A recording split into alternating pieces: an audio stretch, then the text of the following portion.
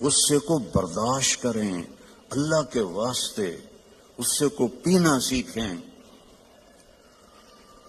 اپنے لہو کے گھونٹ پی، زخم پہ زخم کھا کے جی، آہ نہ کر لبوں کو سی، عشق ہے دل لگی نہیں، سینے پہ تیر کھائے جا، آگے قدم بڑھائے جا، یعنی زبان حال سے کہہ دے کہ ہاں ستائے جا۔ اللہ کی قسم چپ رہنے میں جو لذت پاؤ گی نا، پی جا ایام کی تلخی کو بھی ہنس کے ناصر، غم کو سہنے میں بھی قدرت نے مزہ رکھا ہے۔ چپ رہنے میں اتنی عافیت ہے جس کی انتہا کوئی نہیں۔ تھوڑی دیر کے لیے برداشت کر لو، تھوڑی دیر کے لیے، بیٹے کی، بیٹی کی، بیوی کی، خامند کی، بھائی کی برداشت کر لو، اس کے بعد وہ خود شرمندہ ہو کے آئیں گے۔ آپ کے اندر سکون پیدا ہو جائے گا، سکون۔ جیسے درد کا، کیوں میں سر درد کا مریض ہوں، 6 سال سے درد کو لیے پھرتا ہوں، پھرتے ہیں کب سے در بدر میں اور میرا سر درد۔ لیکن میں نے کہا جب یہ درد مجھے نہیں چھوڑتا تو میں کام کیوں چھوڑوں، پتہ نہیں کب موت آ جائے۔ تو وہ جب وہ ٹیکا مجھے لگاتے ہیں تو میں کہتا ہوں اے، اور اس کی جو وہ دوا ہے نا وہ اندر جا کے بہت درد کرتی ہے۔ لیکن تھوڑی دیر بعد جب میرا سر کا درد چلا جاتا ہے میں کہتا ہوں الحمدللہ، یہی میں آپ کو ٹاسک دے رہا ہوں، چپ رہنا سے۔ اور ایک اپنے گھر کا اور لطیفہ سناتا ہوں۔ ہماری دھوبن تھی ماسی شریفہ، ایڈی موٹی، قد چھوٹا، خطرناک کم میں، موٹے بھی ہوئے چھوٹے بھی ہوئے، وہ تو بندوق کی گولی ہے۔ تو وہ آئی میری بہن کے پاس، بی بی اے میری نوواں میرے نال بڑا لڑدی ہیں، یہ میری بہویں بہت لڑتی ہیں میرے ساتھ، میں نے ایسا تعویذ دے کہ میری نوکر بن جاؤں۔ لڑتی آپ تھی، مجھے ایسا تعویذ دے کہ ساری میری نوکر بن جائے۔ تو میری بہن کو تو پتا تھا کہ ماشاءاللہ آپ سوا سیر ہے، تو اس نے ایک کاغذ پہ الٹے سیدھے لگا کے نا نشان، اس کو رول کر کے ایک چھوٹا سا تعویذ بنا دیا اور کہا ماسی شریفہ جب تیری لڑائی ہونے لگے تو یہ تعویذ تو نے یہاں رکھ کے تو اس کو دانتوں میں دبا لینا ہے اور اس تعویذ کو گرنے نہیں دینا، تو تیری لڑائیاں ختم ہو جائیں گی۔ اب آپ سمجھ گئے ہوں گے کہ میری بہن نے کیا کیا، اسے چپ کرانے کے لیے۔ اب ہمارے ہاں تعویذوں کا بڑا مانا جاتا ہے، تعویذوں کو۔ ہفتے بعد آئی، شریف فوت ہو گئی ہے، بی بی وہ میری تو لڑائیاں ہی ختم ہو گیا، تو کیوں جا تعویذ دیتا ہے؟ کیوں لڑائیاں ختم؟ ماسی شریفہ چپ ہو گئی، لڑائیاں ختم ہو گئی۔ جب آپ آگے کراس کریں گے نا تو پھر آپ میں دوریاں شروع ہو جائیں گی۔ اور سب سے خوبصورت رشتہ میاں بیوی ہے، سب سے خوبصورت رشتہ، سب سے اہم رشتہ، سب سے بڑا رشتہ میاں بیوی ہے۔ سینکڑوں آیات ہیں، سینکڑوں۔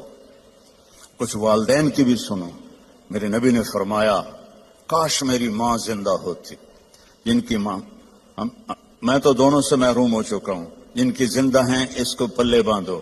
میرا نبی دو جہان کا سردار، کعبہ قوسین کا مالک، کہتا ہے کاش میری ماں زندہ ہوتی اور میں عشاء کی نماز مسجد میں با جماعت مصلی پہ کھڑا ہوتا اور میں سورۃ فاتحہ بھی شروع کر چکا ہوتا۔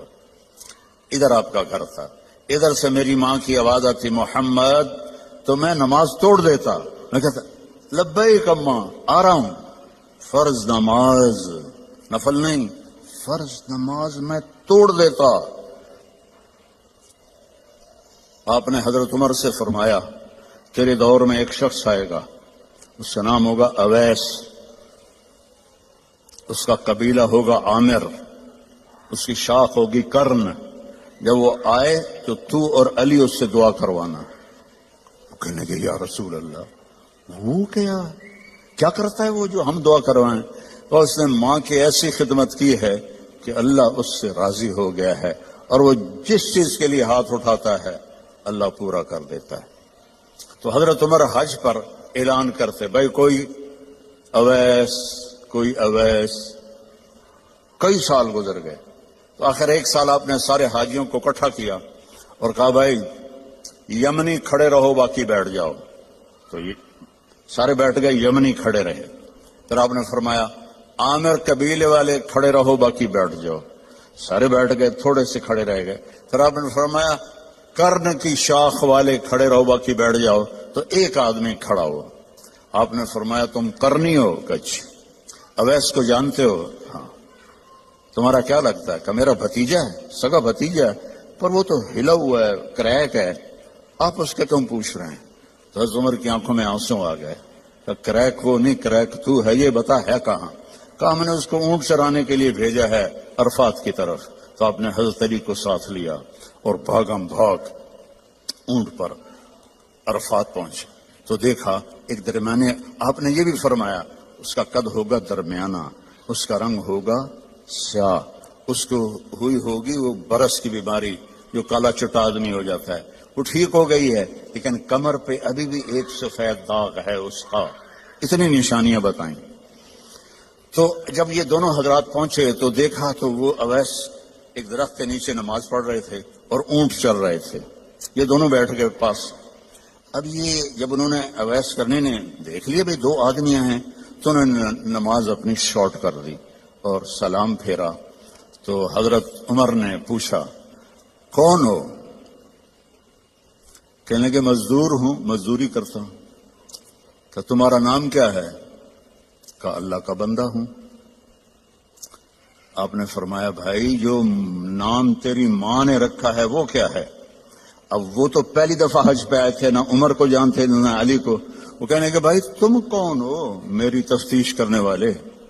تو حضرت علی بولے یہ امیر المومنین عمر ہیں، میں علی ہوں. پھر وہ کانپنے لگے، حضور مجھ سے گستاخی ہو گئی، میں نے پہلے آپ کو کبھی دیکھا نہیں، مجھے معاف کر دیں. حضرت عمر نے فرمایا ہاتھ اٹھا. کہنے کہ میں آپ کے لیے، آپ میرے لیے ہاتھ اٹھائیں؟ کہ نہیں، ہمیں ہمارے نبی نے فرمایا تھا کہ اویس آئے گا، وہ جب ہاتھ اٹھاتا ہے تو کبھی خالی نہیں آتے کہ اس نے ماں کی خدمت کر کے وہ مقام پایا ہے. نہ جہاد سے، نہ روزوں سے، نہ حج سے، نہ زکوٰۃ سے، نہ نفلوں سے، نہ ذکر سے، نہ تلاوت سے، نہ سخاوت سے، ماں کی خدمت سے. اور ایک اور حدیث سناتا ہوں. جب جنتی جنت میں جائیں گے نا اور جنت کے دروازے کے قریب ہوں گے تو اللہ تعالیٰ فرمائے گا سارے چلے جاؤ، اویس کو روک دو. تو وہ گھبرا جائیں گے، تو کہیں گے یا اللہ مجھے کیوں روکا ہے؟ ہائے ہائے.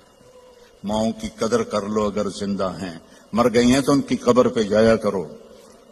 باپ زندہ ہیں تو قدر کر لو، مر گئے تو ان کی قبر پہ جایا کرو. تو اللہ فرمائیں گے اویس پیچھے دیکھو. جو پیچھے دیکھیں گے تو جہنم کے لوگ ایمان والے جو جہنم میں ہیں، تو اللہ تعالیٰ فرمائیں گے اپنی انگلی کو پھیرتا جا، جدھر جدھر تیری انگلی پھرے گی تیرے تو فیل سب کو جنت میں ڈال دوں گا جو تو نے ماں کی خدمت کی. نوجوان لڑکے لڑکیوں سے کہتا ہوں اپنی ماؤں کی قدر کرو، اپنے والدین کی قدر کرو. خاوند اور بیوی سے کہتا ہوں ایک دوسرے کو عزت دو، چپ رہنا سیکھو.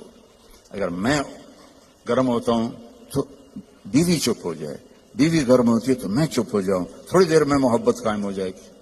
اور خاوند اور بیوی کبھی لڑ بھی پڑیں اور پھر خود ہی صلح کر لیں تو اللہ ان کے پچھلے سارے گناہ معاف کر دیتا ہے. یہ اتنا بڑا رشتہ ہے. تو